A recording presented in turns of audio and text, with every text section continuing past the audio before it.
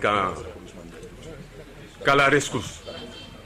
Moi, j'exerçais les fonctions de trésorier général du comité exécutif de l'Union démocratique des étudiants sénégalais en 1968, où j'étais entré en 1965-66. Je ne reviendrai pas sur l'historique qui a été fait par les camarades qui m'ont précédé, mais je voudrais d'abord m'appesantir sur le volet financier, parce que les ressources des étudiants ont fait couler beaucoup d'encre. Il y a eu beaucoup de déclarations. Les unes étaient surtout inexactes. On a dit en 1968 que nous étions financés par la Chine. On a dit en 1968 que nous recevions des subsides financiers de l'Union soviétique. Bien entendu, les Américains ne nous finançaient pas parce que notre point de vue face à l'impérialisme et aux guerres de libération nationale en Afrique faisait que les Américains ne pouvaient pas nous soutenir. Mais je puis vous dire aujourd'hui qu'on n'a jamais reçu un seul rond, ni de la Chine, ni de l'Union soviétique, encore moins de l'État sénégalais qui finançait l'Union nationale des étudiants sénégalais. Il ne faut pas oublier qu'à côté de l'UDES, il exerçait l'Union nationale des étudiants sénégalais qui était une peau de chagrin et dont les étudiants n'osaient même pas dormir à la cité universitaire. Ils venaient prendre leurs cours, parfois ils étaient encadrés par des forces de sécurité et ils rentraient en ville. Donc nous avons produit beaucoup de tracts, nous avons rédigé beaucoup de tracts imprimés à l'époque. Je crois que certains d'entre vous connaissaient la maison Gestesner, entre la chambre de commerce et les allées Canards. Il y avait une boutique qui vendait là-bas on les appelait des stencils. Et comme je gérais les finances de l'UDES, j'achetais tellement de stencils que lorsque l'épouse du gérant du magasin Stettner me voyait entrer, il disait à son mari Alana, le diable arrive. Parce qu'elle avait peur qu'on arrête son mari. Voilà l'aspect finance. Je me demande d'ailleurs si cet aspect financier, ces fonctions financières ne m'ont pas trop déteint sur mon itinéraire professionnel, je ne sais pas. Mais je retiendrai aussi de mai 68, quelles que soient nos trajectoires. Les Djoum, les Birahim Diaye, les Diop avec leur grand frère et son jeune frère Sidi qui était ici à l'université de Dakar, les Batili, les Mbaye Diak, les Makhtar Diak, les Moussa. Il y a quand même un ciment qu'il faut retenir de mai 68. C'est-à-dire nous n'avons pas tous les mêmes trajectoires, professionnelles, personnelles, familiales. Je le dis parce que j'étais dans le comité exécutif avec Mbaye Diak qui était le président du comité exécutif. Après, nous sommes sortis de l'université, chacun a choisi une profession. Mamadou Diop Decroix était élève au lycée Vanvo. Et quand ils voulaient mettre le feu aux poudres, on leur disait, mais attention, ce mouvement-là, ce n'est pas le vôtre. Vous êtes des élèves, nous sommes des étudiants, nous n'avons pas les mêmes revendications, faites attention. Mais ils étaient tellement, disons, engagés, que lors des négociations du 13 septembre 1968, on a habillé un élève qui s'appelait Modou Diop en étudiant. Et il était membre de la délégation qui a négocié avec le gouvernement. On a mis Ablaye Batili, qui était membre du conseil d'administration, comme membre de la délégation des étudiants pour permettre au conseil d'administration d'avoir un représentant. Parce que souvent, vous savez, dans les associations d'étudiants, quand vous venez rendre compte des négociations, des résultats des négociations, soit vous êtes pourchassé ou porté en héros. Quand on quittait la présidence de la République le 14 septembre 1968 à 6 heures, je me souviendrai toujours, Alun Sen, qui était directeur de cabinet de Senghor, quand on a conclu, nous a dit, bon, écoutez, Senghor vous attend, il voudrait prendre le petit déjeuner avec vous. Il avait une mauvaise idée des étudiants, mais maintenant il a changé de point de vue. Ah, on lui a dit, oui, oui, c'est très gentil, mais on ne prend pas le petit déjeuner avec Senghor. Il a sa radio, il a ses photographes, et nous n'avons pas encore rendu compte à nos camarades étudiants pour savoir s'ils vont entériner les négociations qu'on venait de boucler. Et nous ne savons même pas, et je me souviendrai toujours, mon camarade Moussa Khan, dont la photo de négociation est toujours chez moi, il était tellement fâché qu'il avait boudé les négociations. Baïdia peut en témoigner. Il était tellement fâché parce qu'il estimait que les résultats des négociations étaient tellement faibles que si on se présentait devant les étudiants, ils allaient nous tabasser. Et ils nous traitaient, écoutez, camarades, vous êtes des traîtres, Senghor est en train de vous abuser. Donc on a décliné l'offre de Senghor, nous sommes partis, il faut le reconnaître aussi, tenir notre assemblée générale à l'école normale supérieure de Dakar. On nous a prêté les locaux de l'école normale supérieure. On n'avait pas de locaux pour tenir une assemblée générale. On était très inquiets, parce que est-ce que les résultats allaient être entérinés? On nous a porté un triomphe. Et Moussa Khan était tellement surpris, il disait, mais ces gens-là, c'est des cons. On a obtenu peu de choses, et ils sont très heureux. Ils étaient très heureux parce qu'il faut reconnaître qu'à la fin de mai 68, les étudiants étaient fatigués. Ceux qui sont aujourd'hui étudiants et ceux qui sont aujourd'hui dans des syndicats, il faut savoir négocier. Moi, je voudrais revenir sur un point qu'on n'a pas développé, c'est que quand on nous a sortis du camp Archinard dans des camions militaires et qu'on nous a jetés devant l'école de police, encadrés par encore les fameux GMI pour aller récupérer nos bagages à la cité universitaire, aussitôt les bagages récupérés, on nous a mis à la rue. Mais les camarades ont oublié de dire qu'il y a eu une lutte très importante lors de notre libération, a coïncidé avec le décès du président Lamine Gueye. C'est ce jour-là que le président Lamine Gueye a été inhumé. C'était très chaud. Dakar était quadrillé. On nous a permis de récupérer ce qui restait de nos bagages. Et puis, on a quitté la cité universitaire. Mais ce qu'il ne faut pas oublier, c'est qu'on a continué à lutter. J'ai entendu Birahim Diagne parler tout à l'heure de Pangolard. Il y a beaucoup de gens qui ne savent pas ce que c'est.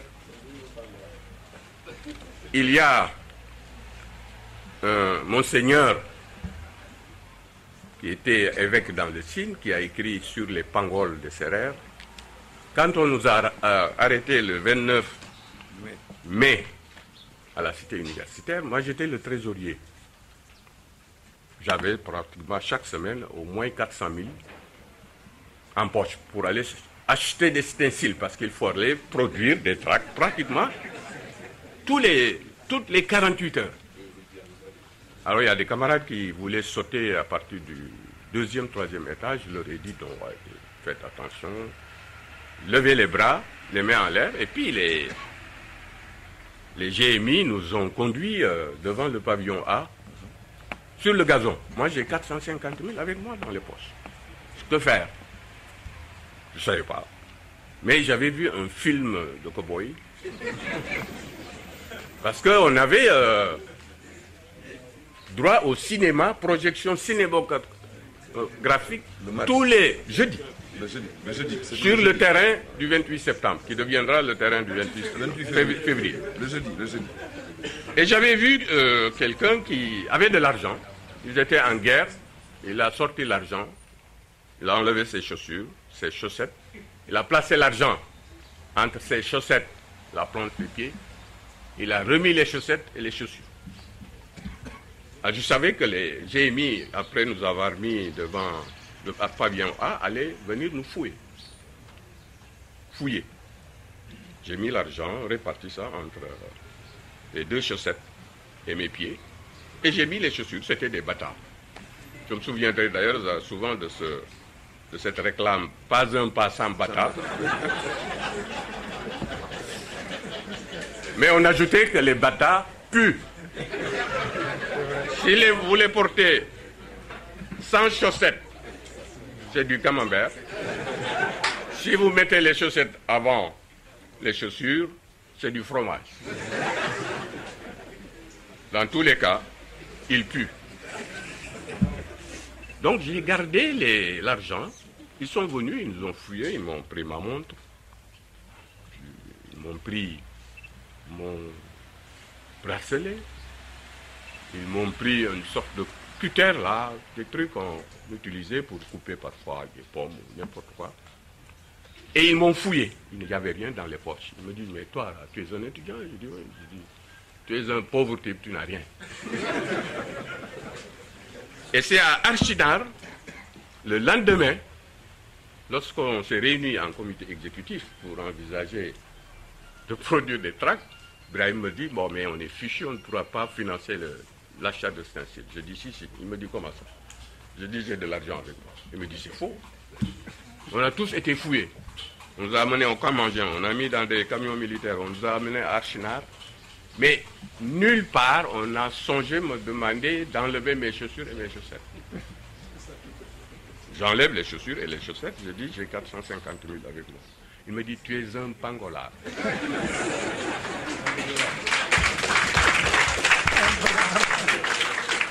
Alors, je vais conclure par peut-être 3 idées.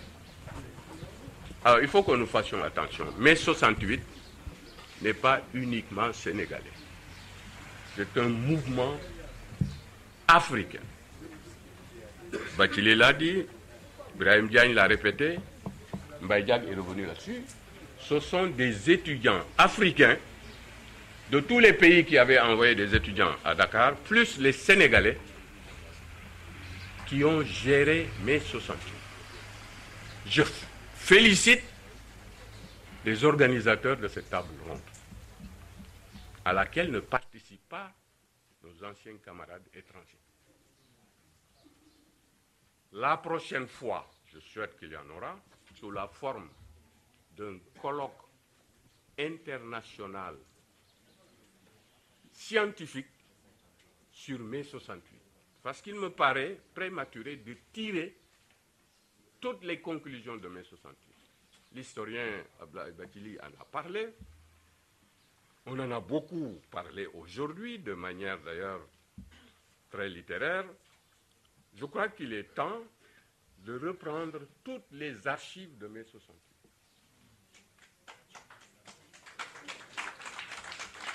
D'envisager l'organisation d'un colloque scientifique international. Puisque mai 68 s'est produit un peu partout.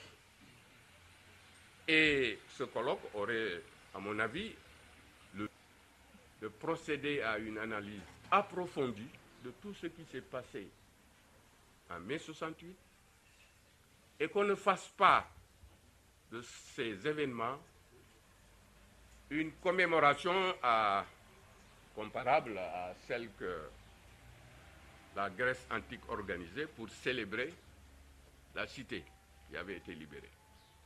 Je crois qu'il faut réfléchir, analyser mai 68, tirer toutes les conséquences de mai 68, et je crois que le service qu'on peut rendre aux générations qui viennent après nous, ici je parlerai du témoin au sens sportif du terme, c'est-à-dire celui qu'on transmet au coureur qui prend le relais.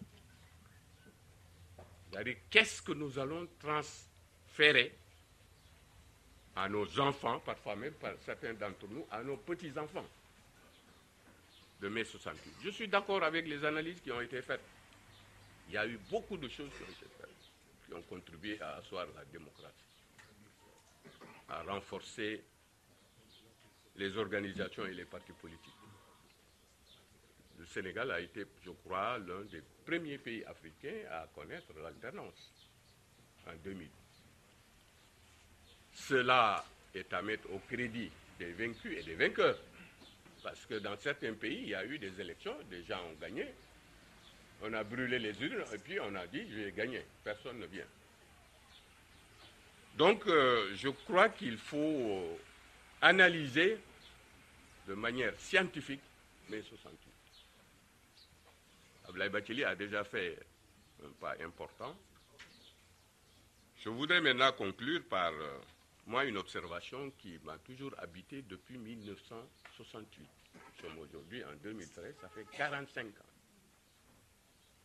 Ce sont les ressources financières qui constituent dans notre pays la quadrature du cercle. Nous avons des 68 arts qui sont entrés dans l'UPS-PS qu'ils ont combattu.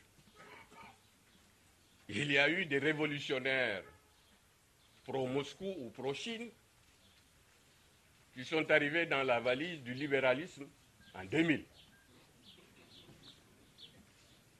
dont les résultats n'étaient pas du tout satisfaisants. Ils ont été alternés par une autre alternance. C'est une très bonne chose. Il faut souhaiter d'ailleurs qu'au Sénégal, la philosophie de l'alternance soit pérenne. Mais pour autant, est-ce que les problèmes sont réglés? Moi, c'est la grande question en analysant mai 68 que nous devons tirer. Le problème financier du Sénégal, quand les enseignants veulent plus de rémunération, d'avantages, plus de crédit à l'éducation, oui. Philosophiquement, oui. Personne n'est contre. Mais est-ce qu'on les a? J'ai exercé dans les ressources financières où je suis resté pendant plusieurs années. Les Sénégalais sont très forts en théorie. Mais pour mettre la main à la poche, tous les pays qui se sont développés ont accepté de faire des sacrifices et de mobiliser les ressources qui permettent à leur pays de se développer. Moi, j'ai entendu Abdoulaye Bathily parler historiquement de la convergence des gestes jusqu'à l'UNACOA.